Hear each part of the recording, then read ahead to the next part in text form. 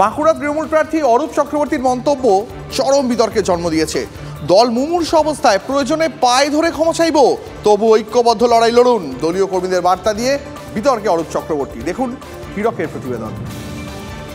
এবার নরম গরমে দলের কর্মীদের ঐক্যবদ্ধ লড়াইয়ের বার্তা দিয়ে রাখলেন বাঁকুড়া লোকসভা কেন্দ্রের তৃণমূল প্রার্থী অরূপ চক্রবর্তী। তিনি একদিকে যেমন বললেন যে দলের যারা বিক্ষুব্ধ রয়েছেন তাদের পায়ে ধরে ক্ষমা চাইতেও তিনি যেমন রাজি রয়েছেন, তেমনি দলের অন্দরে যারা এই গোষ্ঠীকন্দলকে প্রশ্রয় দিচ্ছেন বা ঐক্যবদ্ধ লড়াইয়ের পথে কাঁটা হয়ে দাঁড়াচ্ছেন তাদের দল থেকে সরে যাওয়ার বার্তাও দিয়ে রাখলেন অরূপ চক্রবর্তী।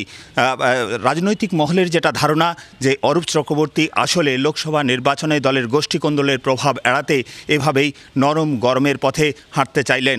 বাঁকুড়া থেকে ক্যামেরায় বুধন কর্মকারের সঙ্গে হীরক মুখার্জি, TV9 বাংলা।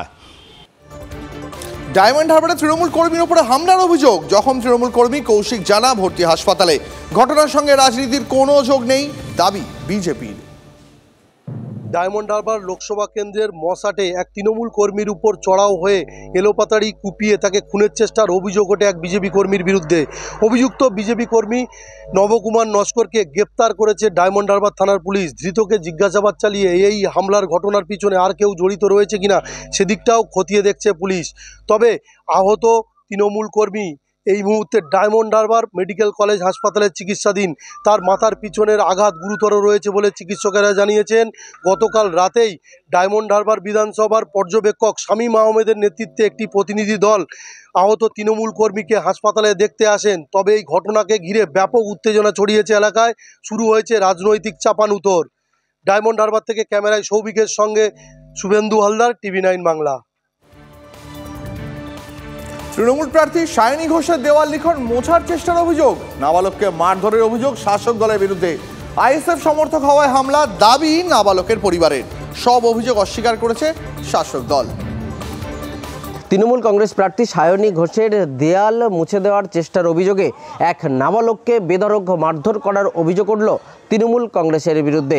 ঘটনাটি উত্তর কাশীপুর থানার নিমকুড়িয়াতে। এই ঘটনাকে কেন্দ্র করে ইতিমধ্যেই এলাকায় ব্যাপক চাঞ্চল্য ছড়িয়েছে। শুধুমাত্র ওই নাবালকের পরিবারের সদস্যরা আইএসএফ সমর্থক, এই অভিযোগ তুলেই নাবালককে মারধর করা হয়েছে বলেই নাবালকের পরিবারের সদস্যরা উত্তর কাশীপুর থানায় অভিযোগ দায়ের করেছে।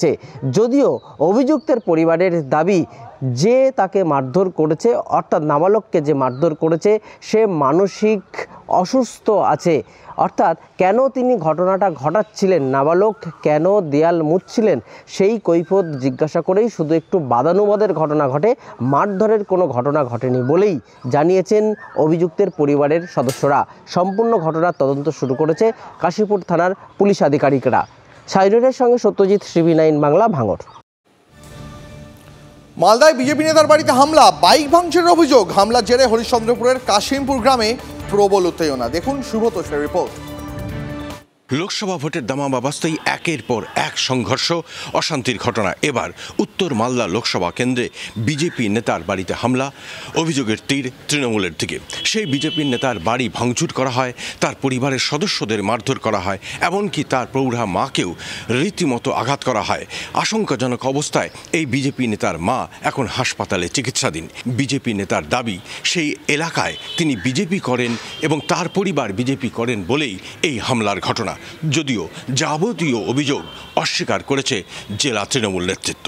মালদা থেকে ক্যামেরায় মুজিবর শেখের সঙ্গে শুভতোষ, TV9 বাংলা।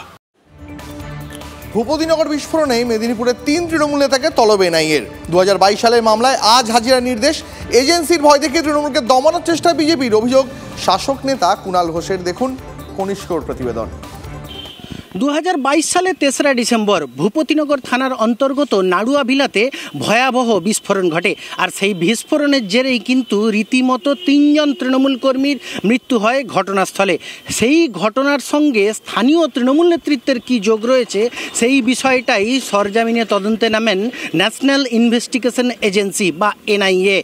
বিভিন্ন সময় তারা দফায় দফায় ভূপতিনগরে এই নাড়ুয়াভিলা সহ এলাকায় তদন্ত চালিয়েছেন এবং তদন্তের পরে স্থানীয় তিন তৃণমূল নেতার এই ঘটনার সঙ্গে কি যোগ রয়েছে তা নিয়েই কিন্তু রীতিমতো তারা তদন্তের জন্য তাদেরকে ডেকে পাঠিয়েছেন এনআইএ দপ্তরে। সমগ্র বিষয় থেকে এই তিন তৃণমূল নেতার নাম কিভাবে উঠে এলো বা ঘটনার সঙ্গে কিভাবে তাদের লিঙ্ক রয়েছে বা বিস্ফোরণ স্থল থেকে এতটা দূরে দেহগুলো কিভাবে গেল সেই বিষয়টাই পুঙ্খানুপুঙ্খ তদন্ত করে দেখার চেষ্টা করছেন এনআইএ আধিকারিকরা। ক্যামেরায় দেবাশিসের সঙ্গে কনিষ্ক মাইতি, TV9 বাংলা, পূর্ব মেদিনীপুর।